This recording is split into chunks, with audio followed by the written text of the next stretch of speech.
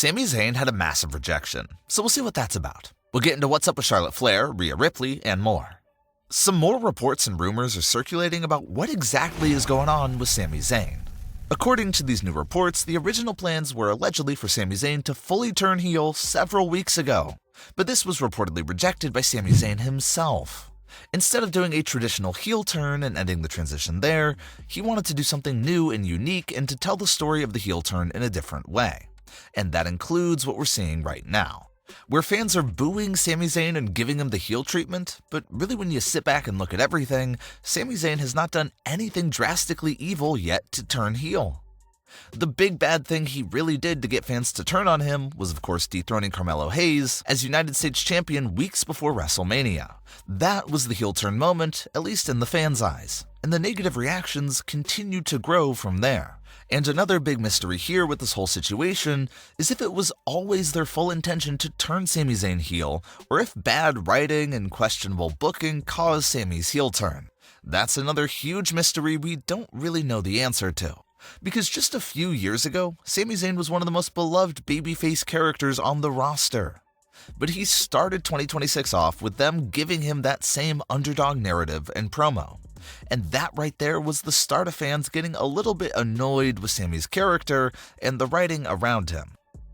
This is a man who won championship gold in the main event of WrestleMania.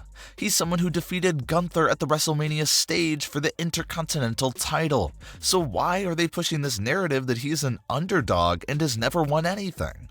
So that right there was the first big thing to annoy fans with Sami's usage this year. No real advancements in that department. Just the same old underdog babyface narrative we've been hearing for years. And then you had the few repetitive weeks in a row where Sami Zayn was yelling at Cody Rhodes and others backstage and then immediately apologizing for what he said. Sami didn't do that just one time. We saw the exact same scenario and segment play out for multiple weeks in a row, once again causing Sami's character to look bad and annoying in the eyes of the viewers.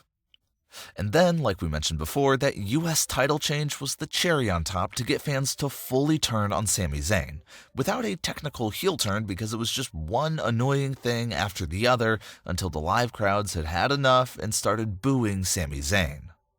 If it was all orchestrated by the company intentionally from the start of the year to turn Sami Zayn heel, then no issue there at all. It's phenomenal writing if turning Sami was always the intention from the start.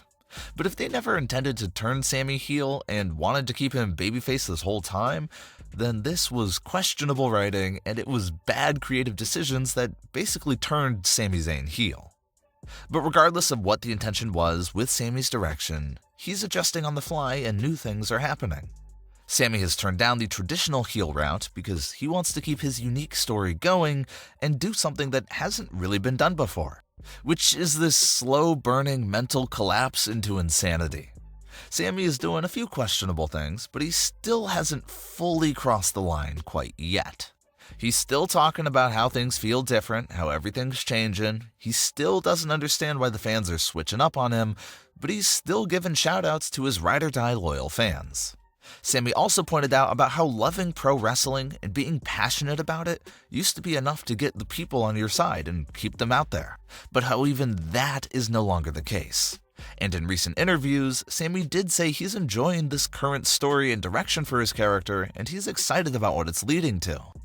This current direction for Sami's character has improved his character in many ways, and has made him extremely more intriguing compared to the underdog direction he had a few months back. This new direction for Sami Zayn has been interesting to see play out. It's fun to see him react to things that are going on that fits his narrative that things just aren't the same anymore. And obviously they're building up to that big endgame moment that will be Sami's actual heel turning moment. Sami is sort of on the fence right now, trying to make sense of everything that's happening around him. But you just know there's going to be a breaking point where he simply can't take it anymore, and that's when we'll be introduced to Sami's fully new heel character. The last time we really saw Sami Zayn as a heel was in the early days of joining the Bloodline. And right before joining the Bloodline, Sami's heel character was this delusional heel that viewed himself as the locker room leader. And even a few years before that, in the Thunderdome era, Sami had a character that was very into conspiracy and the idea that the company was out to get him and screw him over. So it'll be interesting to see if Sami's heel role here in 2026 had some qualities of his prior heel characters, or if they're gonna go in a completely new route this time around. That's what we'll have to continue to wait on to see how that plays out. The May 15th edition of Smackdown was missing a huge superstar, and it did not go unnoticed. That superstar in question was, of course, Rhea Ripley. The May 15th episode of Smackdown featured Alexa Bliss and Charlotte Flair getting beaten down and outnumbered by Jade Cargill and her group. The crowd was chanting for Rhea. Everyone was expecting the big saving moment, but Rhea never came out. This led to Alexa and Charlotte having a conversation backstage questioning where Rhea Ripley was at and why she did not save them. In the WWE storyline universe, we don't know why Rhea Ripley did not save Alexa and Charlotte and why she wasn't at the show. But in reality, Rhea Ripley was posting from Australia all week long on her social media platforms. So it looks like Rhea was given some time off and went home for the week, and that's why she wasn't at SmackDown and wasn't able to save Alexa and Charlotte. We'll have to see if they come up with another storyline reason for Rhea's SmackDown absence. Maybe they say that the combination of Jade's attack and Fatal Influence attack from the week prior is what made Rhea miss May 15th. We'll have to wait for their explanation there. But it's not a lengthy hiatus for Rhea Ripley. It was confirmed on the same edition of SmackDown that Saturday night's main event will feature a 6-woman tag team between the two teams for Rhea, Alexa, and Charlotte versus Jade and her group.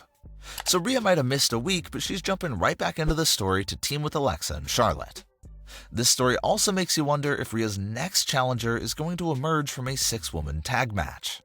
You have the ongoing issues between Jade and Rhea. Obviously, things are not over there. Jade Cargill undoubtedly wants to rematch for the title she lost at WrestleMania. But simultaneously, they're also hinting at the pre-existing issues between Rhea Ripley and Charlotte Flair. Rhea and Charlotte's complicated past with each other dates back to WrestleMania 36 in 2020. A lot of bad blood and bad history there between Rhea and Charlotte. So you got that classic they can coexist type of narrative going on there for Rhea and Charlotte. So will Rhea's new challenge be Jade Cargill, Charlotte Flair, or maybe even JC Jane will throw her name into the mix as well? Those three definitely seem like the top options to face Rhea Ripley for the title here in the near future. So we'll see how that plays out and who Rhea will face from that batch of stars right there. But what are your thoughts on today's stories? Leave your comments below, and don't forget to subscribe with all notifications on, and leave a like if you enjoyed. Thanks for watching, guys.